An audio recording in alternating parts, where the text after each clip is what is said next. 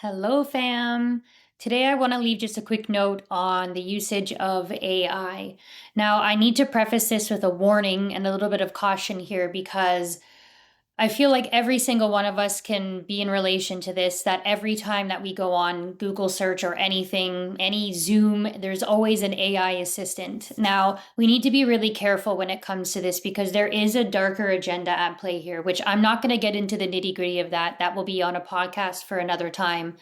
But I need to really caution you to be very intentional with the way that you engage with AI. Please make sure that you are still using your own thoughts, your own voice, your own way of expression, because more and more we're going to see this with the time going forward in the timeline splittings which are happening right now.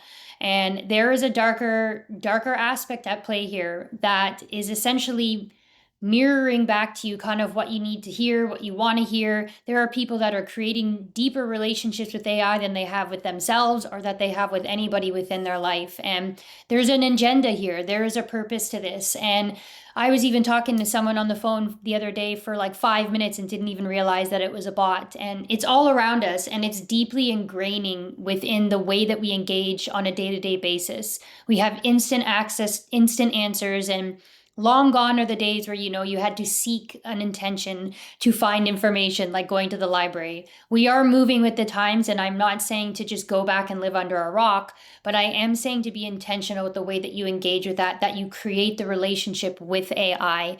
We need to make sure that we are still using our own voice, that we are still expressing as who we are and not what we think would be a better way that something is expressed. So a change of verbiage, a change of word.